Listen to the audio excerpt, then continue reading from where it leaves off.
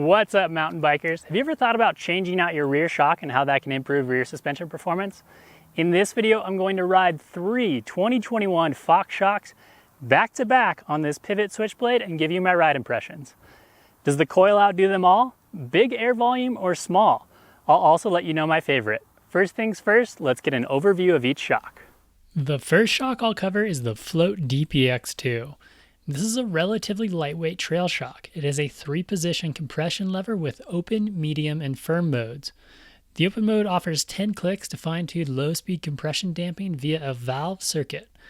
And the one-piece EVOL, that's extra volume, air sleeve is said to improve the responsiveness and sensitivity. For 2021, they've updated it with a new base valve design inside of the shock. Next is the Float X2. This is a higher volume air shock with more adjustability and an all-new chassis and damper for 2021. In addition to low-speed compression and rebound adjustments, you also get 8 clicks of high-speed compression and high-speed rebound. The high-speed rebound features Fox's variable valve control, or VVC for short, which improves tunability. The shock has an independent firm mode circuit with a firmer lockout than the previous Float X2. It also has a new lower friction air seal and a progressive bottom-out bumper inside. And finally, the DHX2 Coil. In addition to a new high-flow main piston, it shares a lot of the same damper updates as the Float X2 and has the same adjustments. There is a new low-friction, hard chrome damper shaft finish, and the spring now has detents to help lock it into place when you're running minimal preload so you can get that ultra-sensitive ride. Plus, this gives you some more clicks to count. Pretty cool. The independent firm mode circuit means that the lockout can be firmer and it no longer impacts the open mode tune. For this test, I'm using the 142mm travel pivot switchblade with a 160mm Fox 36 factory Grip 2 fork up front.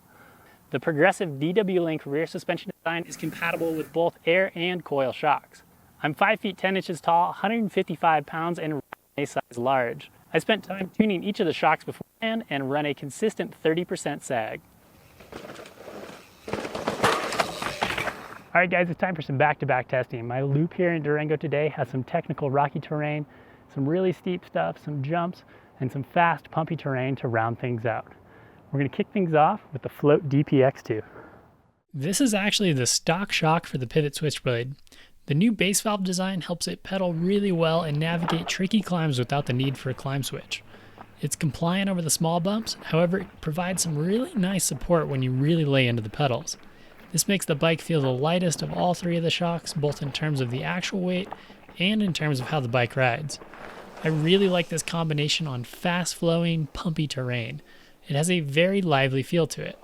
I think Pivot and Fox were kind of aiming for that play bike feel. It's super springy, really active feeling, and provides a lot to push into with a very progressive ramp that allows for great pumping and last-second maneuvers.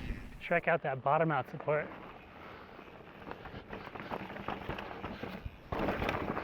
Not bad. It works quite well in rockier stuff too, allowing the rear wheel to get up and out of the way on fast hits. I think Pivot did a phenomenal job with the stock shock, and this little guy is pretty dang impressive in a lot of ways. I do feel a bit of a kick at times with some slight hangups though. In deep compression moments, it also isn't as controlled as some of the other options. I think it could use some additional high-speed rebound to control things when you're deep down in it with how progressive the suspension plus the shock combination is with the stock volume spacer configuration. Very pumpy, fun feel to it. Great pop. And that is the DPX2. Swap this thing out and go for round 2.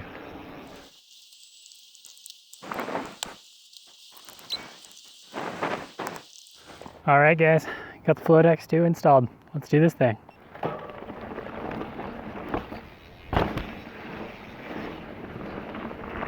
Right off the bat, I can feel that the Float X2 gives the bike a bigger, deeper, more forgiving, less harsh feel all around. It's almost like the bike has more travel. It has a much calmer demeanor to it in my preferred settings, and by that I mean that the bike is a bit less skittery with much improved control on those big impact scenarios. Much more controlled over that. The bike just comes out of those instances in a straight line and doesn't ping you around as much. It holds a line through repeat hits better, allowing me to point, shoot, and hang on without having to correct as much.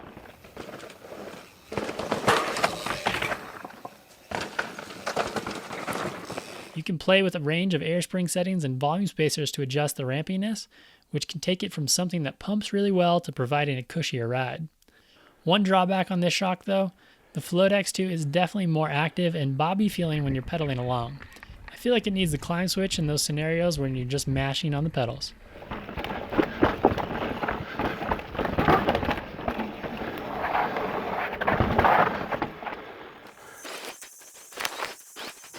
Alright guys, time for the final lap.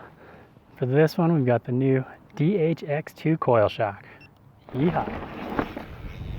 This one was really interesting. Nice solid feel off that puck to flat. It's kind of a combination of the two worlds. You get a bit more of that lively feel of the DPX2 when you're really pushing into the shock, while retaining some of the deep control that I found on the Float X2. Small bumps disappear underneath the bike even more so with the DHX2 coil and help it glide along. There are some moments of harshness when you're mid-stroke pushing into it and you hit a square edge. It's not too bad though. I think the coil is a phenomenal middle ground between the high and low volume air shock. I really enjoyed the coil when pumping through terrain, and in a lot of ways it jumped the best of the three shocks. It simply felt more controlled but gave a good sense of pop off of things.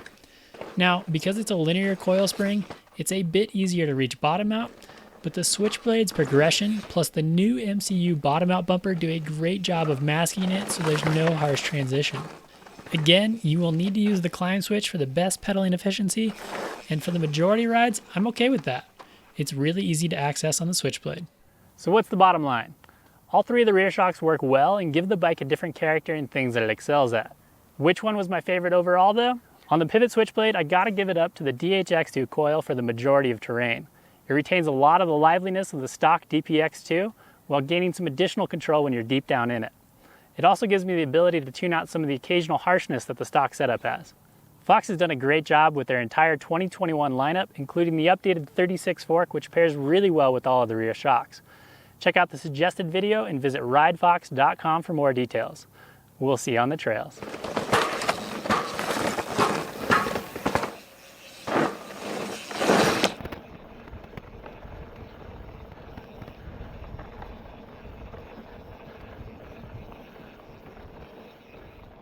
Ha ha.